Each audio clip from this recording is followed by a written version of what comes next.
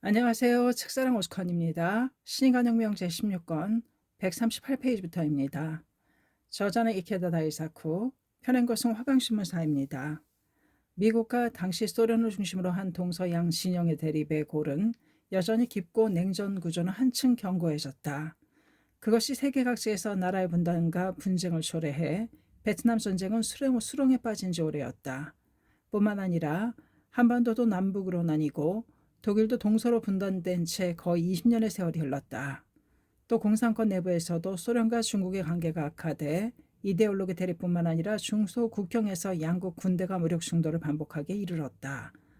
아랍 세계에서는 1967년 제3차 중동 전쟁이 일어나 이스라엘이 아랍 제국의 단실에 압도적인 승리를 거두었다. 그것은 그 후 팔레스타인 게릴라의 무력 투쟁을 격화시키는 계기가 되었다. 이스라엘도 보복을 계속하자 서로에 대한 증오의 불꽃은 더욱 불타올랐다. 또 핵 문제, 공해의 만연, 인구 증가, 식량 위기 등 인류가 안고 있는 난제는 끝이 없었다. 야마토 신이치의 가슴에는 민중이 고뇌에 허덕이는 소리가 항상 메아리쳤다. 신이치는 통감하고 있었다. 전란이 끊이질 않는 격동의 20세기도 이미 70년 정도가 지났다.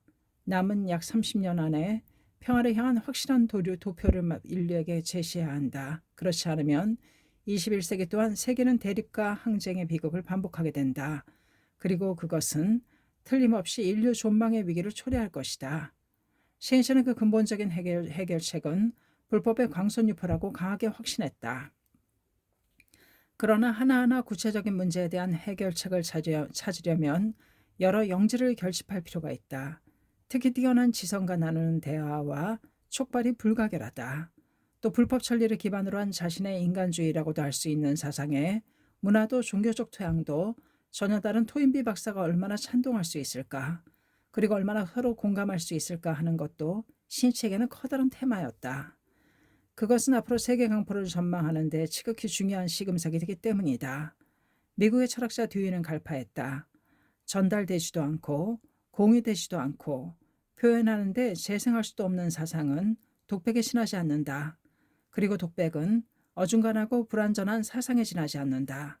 시인실은 박사가 자신과 대화하기를 희망해 주어서 기뻤다. 박사는 이미 80살이었다. 41살인 신씨와는 부모 자식만큼 나이차가 있었다. 신실은 박사가 21세기를 향한 정신적인 유산을 남기려고 의도적으로 젊은 날을 대담 상대로 선택하지 않았을까 하고 생각했다. 나와 대담하고 싶다는 토인비 박사의 요청에 반드시 부응하자. 신실은 박사에게 정중하게 답장을 썼다. 호의에 넘치는 귀하의 편지 잘 받았습니다. 예전부터 제가 가장 존경하는 박사와 직접 만날 수 있게 되어 제 생애를 통해서 최고로 뜻깊은 기회라고 여깁니다. 그러나 신실은 몹시 바빴다. 이 시점에서는 초대에 응하고자 그 실현을 위해 열심히 노력하겠다고밖에 말할 수 없었다. 신실은 1969년 연말부터 호흡기 질환으로 건강이 좋지 않았다. 더군다나 1971년에는 소카 대학교가 개교하는 관계로 그 준비를 위해 몹시 바쁘게 뛰어다녀야 했다. 그 후에도 박사는 대담을 강하게 희망하며 요청했다. 박사는 신씨가 오기 어렵다면 박사 자신이 일본으로 갈 의향도 있었던 것 같다. 그러나 고령의 몸으로 장시간 여행은 어려웠다. 신씨는 소카대학교가 개교하고 나서 이듬해에는 반드시 박사의 요청에 부응하여 영국을 방문하기로 결심했다. 이후 서간을 계속 주고받으며 질문하고 싶은 사항을 편지로 보내는 등 준비를 추진했다. 세계 정세도 시시각각 변했다. 중소대립은 그 정도가 심각해서 일촉즉발의 위기 상황이었다. 한편 미국은 중국 정책의 전환을 꾀했다. 1971년 7월 미국의 키신저 대통령 보좌관이 베이징을 전격적으로 방문하여 저온 라이 총리와 회견하는 등 양국은 급속도로 접근하기 시작했다. 또 같은 해 10월에는 유엔에서 중국 대표로 중화인민공화국 정부를 맞이했다. 1968년 대학 부총회에서 발표한 신시의 제안이 현실로 되었다. 이 흐름은 전쟁 후 미소 양국 체제라는 국제사회 질서를 미중소의 삼각구도로 재편성하게 되었다. 한편 긴장 상태가 계속된 인도와 파키스탄이 전면 전쟁에 돌입하여 파키스탄이 항복하는 사건도 있었다. 기필코 평화의 조류를 만들어야만 한다. 그만큼 신이치의 가슴에는 젊은 세대를 대표해 박사와 모든 문제에 대해서 대화를 거듭하여 가르침을 받고 싶은 마음이 강하게 솟구쳤다. 야마토 신이시는 토인비 박사와 나눌 대담의 핵심을 크게 세 가지 테마로 생각했다. 그것은 첫째, 인간이란 무엇인가 하는 문제였다. 신이시는 인간을 동물적 측면이나 육체적, 정신적 측면 등 다면적으로 포착하여 인간을 둘러싼 자연환경, 사회환경에 대해서 고찰하고 싶다고 생각했다. 그 위에 어떻게 인생을 살아야 하는가 하는 근본 명제에 접근하고 싶었다. 화제는 도시론, 환경론, 교육론, 건강, 복지, 노동운동 등으로 발전할 것이 분명하다. 둘째로 세계 평화를 실현할 방도에 대해서 의견을 나누고 싶었다. 21세기를 향하여 세계는 어떠한 방향으로 나아갈까? 미래를 위해서 인류는 무엇을 해야 하는가?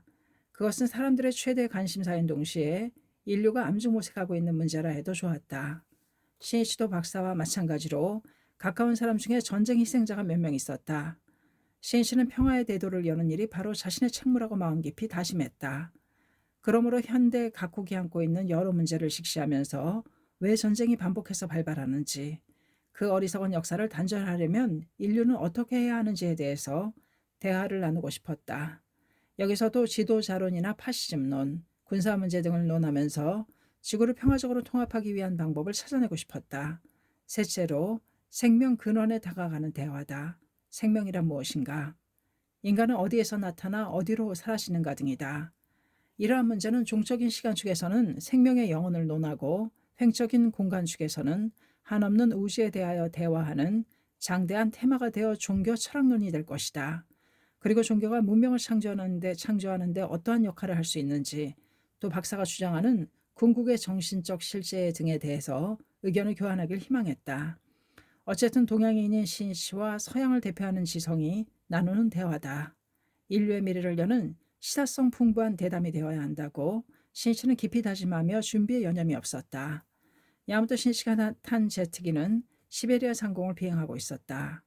지금까지는 알래스카의 앵커리지를 경유해서 유럽으로 들어갔지만 이번은 처음으로 모스크바를 경유해서 방문했다. 드디어 탑승기가 모스크바 공항에 도착했을 때 신이치는 러시아 대지에 제목이 스며들도록 마음으로 열심히 창제했다. 당시 소일 관계는 결코 양호하다고 할 수 없었다. 1972년 1월 소련의 그로미코 외무장관이 일본을 방문하고 나서 5년 만에 소일 정기 협의가 열렸지만 평화조약 체결을 향한 도정은 전도가 단안한 상황이었다. 소련은 일본의 이웃나라다. 이웃끼리 서로 시기하고 의심하는 마음을 갖고 반목하는 것만큼 불행한 일은 없다.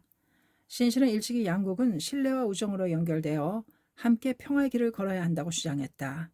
거기에는 상호 이해가 불가결하다고 생각해 민주음악협회의 약칭 민음의 창립자로서 소련의 노보시비리스크 발레단 초청 1966년을 추진하는 등 문화교류에 힘을 기울였다.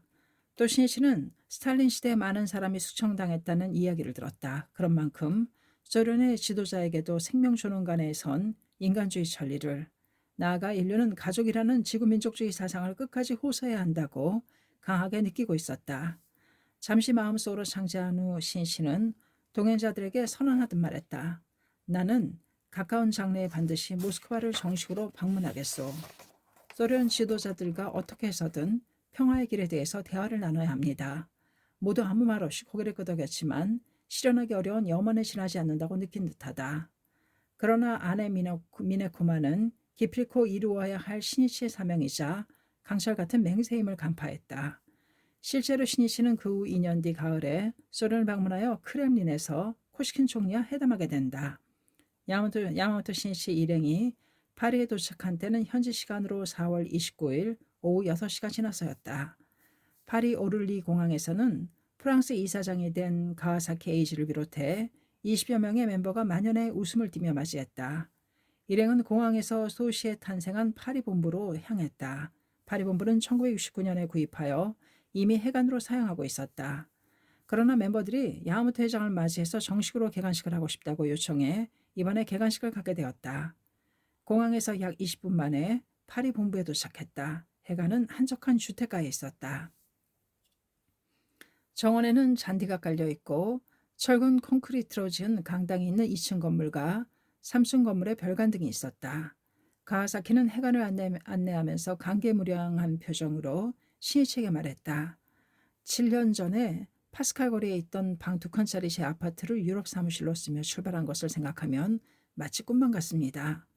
그리고 5년 전에 누이의 파리 해관을 개관했습니다만 그보다 훨씬 넓고 멋진 파리 본부가 탄생해서 감사할 따름입니다. 그 말을 듣고 고개를 끄덕이는 시인씨는 말했다. 가와사키 씨, 초심을 잃어서는 안 된다는 말이 있습니다. 지금의 그 마음을 소중히 해야 합니다. 그리고 이 해관에서 불법의 인간주의 파도를, 행복의 파도를 프랑스 전역에 넓히기 바랍니다. 여러분이 움직여 광선유포가 전진됨에 따라 회관은 장엄해집니다. 쉬고 있으면 해관도 여러분의 혼도 쓰러집니다. 레오나르도 다빈치는 다음과 같이 경종을 울렸다. 철은 쓰지 않으면 녹슨다. 괴어있는 물은 탁해지고 추위에는 얼어붙는다. 마찬가지로 활동을 정지하면 정신은 활력을 상실한다. 가와사키는 결의에 찬 눈을 빛내며 말했다. 알겠습니다. 끝까지 움직여서 공덕이 꼽히는 회관으로 만들어 프랑스, 아니 유럽의 인간주의 신시대를 반드시 열겠습니다. 시인실은 멤버들의 강한 요청으로 파리에 머무는 동안에 파리 본부에 숙박하기로 했다. 단기간 머무는 동안 가능한 많은 멤버를 만나 격려해야겠다고 생각하자 호텔까지 왕복하는 시간이 아깝다는 생각이 들기도 했다. 파리 본부에서 몇몇 사람이 내일 모레 열릴 개관식 준비를 하고 있었다. 신치는 멤버를 보자 말을 건네고 오후 7시가 지나자 짧은 시간이지만 간담 시간을 가졌다. 일본 시간으로는 이미 오전 3시가 지난 때이다. 잠자리에서 일어난 지 20시간 이상이 경과했다. 신씨는 몹시 지쳤지만 열심히 장식하거나 청소하는 멤버를 보고 격려하지 않을 수 없었다. 이튿날 아침 가와사키 에이지, 프랑스 여자부 간부인 이리세 미치코와 함께 파리 본부 주변을 산책했다. 해관을 나와서 500m 정도 걸어갔을 무렵 이리세가 신씨에게 말을 건넸다. 선생님, 이 집은 큐리 부인이 살던 곳입니다. 나무 대문은 닫혀있고 안쪽에 빨간 지붕에 3층 집이 있었다. 큐리 부인은 폴란드 출생 과학자다. 방사능 연구와 신원소 발견, 라듐의 달리 등 공적을 인정받아 노벨 물리학상과 노벨 화학상을 수상했다. 이 집에서 1907년부터 1912년까지 살았다고 한다. 큐리 부인은 이곳에 살던 1911년에 순수한 라듐 추출에 성공하여 2번째 노벨상을 수상했다.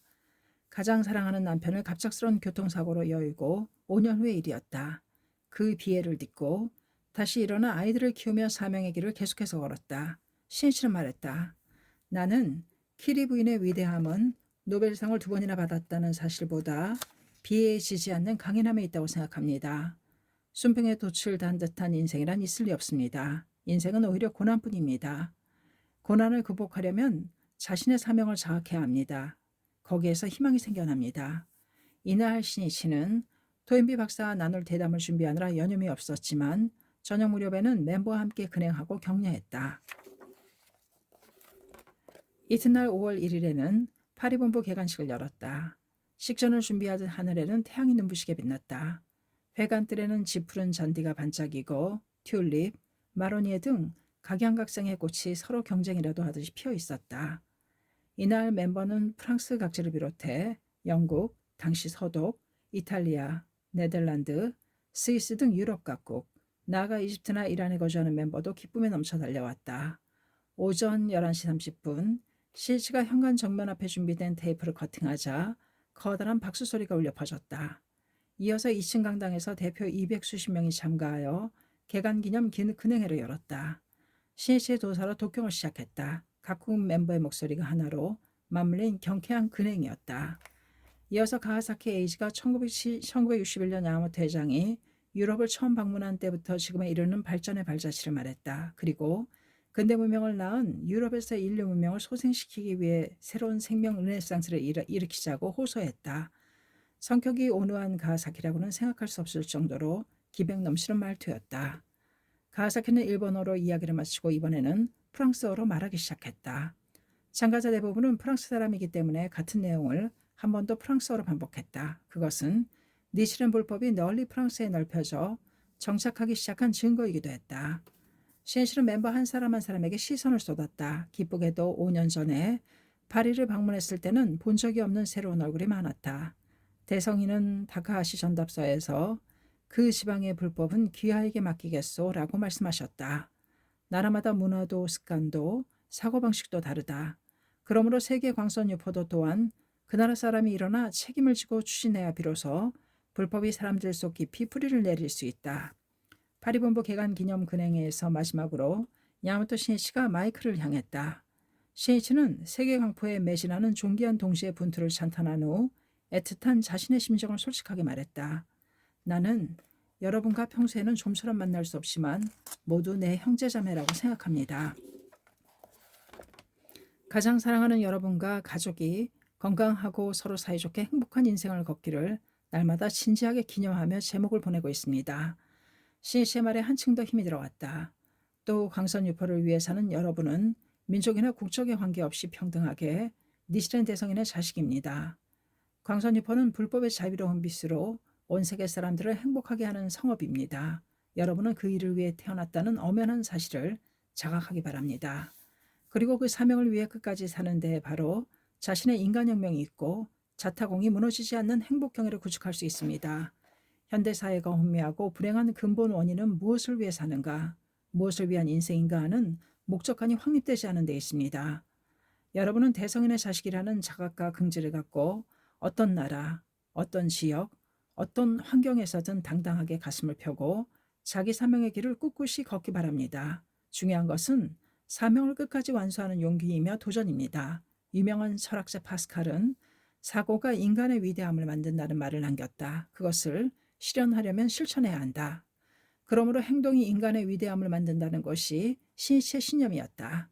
신이치는 이야기를 계속했다. 각국 각 지역으로 광선 유포를 하나의 목표로 해서 먼저 10년 앞을 향해 전진하면 어떨까요? 창제를 근본으로 강성하게 신심에 면려하여 10년 후 되돌아 봤을 때 이렇게 멋지고 충실한 인생을 보낼 수 있었단 말인가 하고 자신도 놀랄 정도로 행복의 궤도를 나아가게 하는 것이 신심입니다. 자, 함께 전진합시다. 맹세 박수가 울렸다. 개관식이 끝난 후 회관 정원에서 파리 본부가 있는 소시 시장 부부를 비롯해 많은 내빈을 초청하여 축하 모임을 열었다. 형형색색의 꽃이 피어있는 정원에서 차를 끓이기도 하고 고적대 연주와 여자부 합창 등도 선보였다. 신이치는 내빈 한 사람 한 사람과 대화를 나누었다. 내빈은 대부분 참가회장 야마토 신이치는 어떤 사람일까 하고 큰 관심을 갖고 있었다. 불교단체 지도자라면 법의를 걸친 승려가 아니면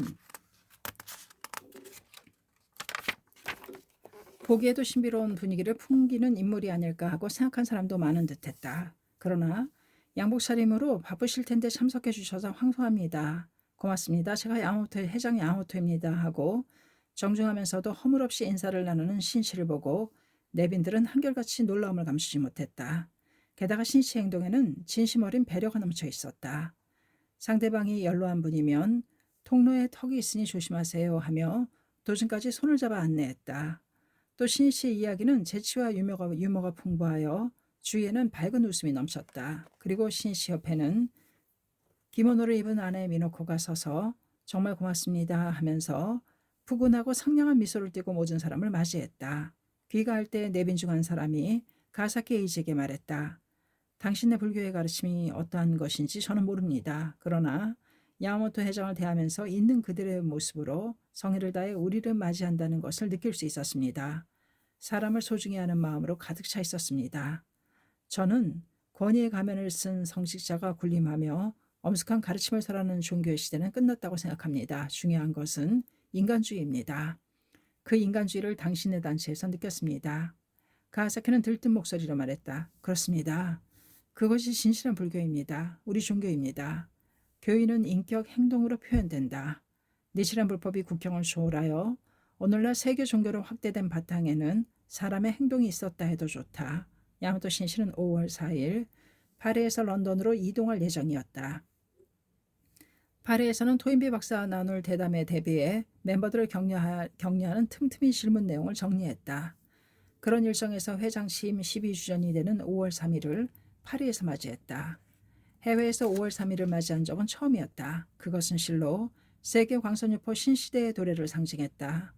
학회에서는 1972년 5월 3일을 창가교육학회 창립부터 시작하여 1930년 창가교육학회 창립부터 시작하여 7년을 맞이로 하는 7개의 종인 제7회 종의 출발로 삼았다. 일본에서는 그 출발을 기념해 학회본부를 비롯해 전국 회관에서 성대하게 근행회가 열렸다. 그 자리에서 팔에 있는 신씨가 보낸 메시지가 소개되었다. 서두의 신씨는 회장 취임 이래 12년 동안 동지의 건투를 찬탄하며 깊은 감사의 뜻을 표하면서 더욱 새롭게 전진하자고 호소했다. 이어서 지금은 니치렌 대성인의 예언대로 세계 강포의 흐름이 계속해서 열리고 있다고 말하고 특히 올해는 불법 사상 갈목할 만한 일대 전환기라고 호소했다. 그리고 이 광선유포의 사명을 완수하기 위해서는 각자가 스스로 책임을 느껴 용기 있게 행동하는 자발능동적인 자세가 중요하다고 강조했다. 나아가 일체법계 시 불법의 원리를 체득해 예의나 견식, 인격 등을 연마하는 것이 중요하다고 말하고 메시지는 시대는 열려 세계의 벗이 기다리고 있습니다. 나도 이번 달 솔선하여 세계를 돌고 있습니다. 여러분도 더욱 활약해 주십시오 하고 끝맺었다. 유럽에서 세계 강포에 바쁘게 뛰어다니는 신씨를 생각하자 모두 마음이 불탔다. 또 이번 유럽 방문에서는 신씨가 토인비 박사와 대담을 나눈다는 것도 많은 멤버가 알고 있었다. 세계의 지성이 창각에 깊은 관심을 갖게 되었다. 굉장한 시대가 왔다. 그렇게 학회원을 실감했고 커다란 긍지와 힘이 되었다. 5월 3일을 기념하는 근행에는 파리 본부에서도 야마모토 신씨가 참석해 상쾌하게 열렸다. 근행을 마친 후 신씨는 제2차 세계대전 때 창가학회는 군부정부의 탄압을 받아 초대회장 마키구치 스네사부로와 2대장 도다조세이가 함께 투옥되었고 마키구치는 옥사한 순란의 역사를 말했다. 그리고 그 고난과 끈기 있게 투쟁해 오늘날과 같이 세계적으로 광선유포가 흥룡할 수 있었다고 호소했다. 프랑스를 비롯해 유럽 광선유포의 발자취는 아시아 각국이나 브라질 등과 비교해서 지금까지 시극히 순조로웠다고 할 수 있다. 그러나 니시렌 대성인은 좋아지는 것은 불가사의요 나쁘게 되는 것은 필정이라고 생각하라고 말씀하셨다. 불법의 법리에 비춰보면 항상 순풍의 돛을 단듯 나아갈 리 없다. 반드시 난이 다투어 일어난다. 마가 다투어 일어나지 않으면 정법이라고 알지 말지어다 라는 불법의 원리만큼은 전원이 생명에 새겨야 한다고 신실은 생각했다. 신실은 힘주어 말했다. 장래에 어떠한 난이 있다 해도 그때야말로 제목을 끝까지 불러 신심을 근본으로 해서 엄연히 극복하기 바랍니다. 그것으로 숙명도 타개할 수 있습니다. 또 그것을 위해서 교학을 탐구하여 한 사람 한 사람이 최고의 불법 철학자가 되기 바랍니다. 나아가 모두 평등하게 사이좋은 친구로 서로 격려하고 함께 지켜주면서 명랑하게 전진하기 바랍니다. 근행의 마지막은 멤버의 제안으로 프랑스 국가 라마르세예즈를 합창했다. 소리 높이 자랑스럽게 용기 있는 노랫소리가 울려 퍼졌다. 정여우 신씨는 정원으로 나와 다 함께 기념 촬영을 했다. 그 정원 한 모퉁이에 커다란 케이크가 장식돼 있었다. 가사 케이지가 말했다. 선생님, 회장 취임 12주년 그리고 선생님과 사모님 결혼 20주년 진심으로 축하드립니다. 오늘은 설날을 맞은 기분입니다. 저희가 준비한 조촐한 축하입니다. 그렇습니다. 도다 선생님이 회장으로 취임하신 후부터 5월 3일은 학회 설날입니다. 고맙습니다. 미안하군요. 부부가 함께 케이크를 자르자 박수 소리가 하늘에서 춤췄다. 정원에 핀 하얀 라일락 꽃이 미소를 짓고 있었다. 5월 4일 정오전 야마토 신씨 일행은 파리 오를리 공항을 출발했다. 비행기가 도보 해협을 넘어 1시간 정도 지나자 런던에 도착했다. 가로수는 실록으로 물들어 거리 곳곳에서 꽃들이 산들바람에 흔들거리고 있었다. 실로 토인비 박사가 편지에 쓴 화창한 봄이었다. 신실은 이 시기에 초대해준 박사의 진심에 깊이 감사했다. 배려에는 인격이 배어나온다. 이튿날 5일 오전 10시가 지나자 신실은 아내 미네코 그리고 가하사 케이지와 함께 숙소인 호텔을 나와 차로 토인비 박사 댁으로 향했다. 윤기 있고 싱그러운 새싹이 흔들거리는 거리에는 2층 버스도 보였다. 박사의 집은 런던 중심부에서 서쪽으로 차로 20분 정도 걸리는 오크우드 코트의 한적한 주택가에 있었다. 자동차 앞쪽에는 빨간 벽돌로 지은 차분한 색조의 7층 건물들이 줄지어 있었다. 박사의 집은 그 5층에 있다고 한다. 외관이 검소하다고 신실은 생각했다. 차에서 내려 가와사키의 뒤를 따라 건물 안으로 들어갔다. 가와사키는 지금까지 박사와 몇 번이고 협의를 거듭했다. 선생님, 엘리베이터로 올라가십시오. 바로 앞에 있는 낡은 엘리베이터를 탔다. 접이식문이다. 천천히 올라가더니 덜컹 하고 크게 흔들리며 5층에 멈췄다. 엘리베이터에서 내리자 양복을 입은 백발의 신사가 온화한 미소를 띠며 기다리고 있었다. 토인비 박사, 그 사람이었다. 오, 미스터 야마모토, 미세스 야마모토. 먼 곳까지 잘 오셨습니다. 영어로 활기찬 목소리가 울렸다. 키가 큰 박사는 몸을 조금 앞으로 구부리며 손을 내밀었다. 시인씨는 그 손을 힘차게 쥐었다. 기다리고 기다린 순간이었다. 토인비 박사 뒤에는 베로니카 부인이 미소 짓고 있었다. 베로니카 부인은 케임브리지 대학교를 졸업하고 오랫동안 박사의 연구를 지원한 학문의 파트너이기도 하다. 시인씨 일행은 가와사키 에이지에게 영어 통역을 부탁하고 베로니카 부인과 함께 만남의 기쁨을 나누며 정중하게 인사했다. 토인비 부부는 시인씨를 집안으로 안내해 서재 등 구석구석을 소개했다. 살림살이는 어느 것도 화려하지 않았다. 그곳은 지의 요새를 떠올리게 했다. 인류의 미래를 위해서 오직 역사 연구에 전념한 박사의 삶이 방 안 구석구석에 나타나 있는 느껴졌다. 의정부리이므로 주거 공간에는 그 사람의 인생에 대한 가치관이나 삶의 자세가 단적으로 나타난다고 할 수 있다. 소파에 앉자 박사는 새하얀 머리카락을 아무렇게나 쓸어 올리고 신씨 얼굴을 똑바로 바라보았다. 그리고 몇 번이고 끄덕이면서 말했다. 기다렸습니다. 기다렸습니다. 신씨도 박사의 얼굴을 응시했다. 귀에는 보청기를 끼고 있었다. 심장병을 앓고 있다고 들었다. 그러나 안경 안쪽에서는 세계 역사를 내려다보아온 영지의 눈이 강한 신념의 빛을 발하고 있었다. 마음속 깊이 그리운 분과 같다. 첫 만남이지만 지금까지 몇 번이고 서간을 나누었기 때문인지 왠지 그리운 사람과 재해한 느낌이 들었다. 위대한 석학의 진솔한 모습은 실로 따뜻했다. 참된 공적이 있는 사람들은 오만하지도 거만하지도 않고 오히려 겸허하다고 한 말은 철인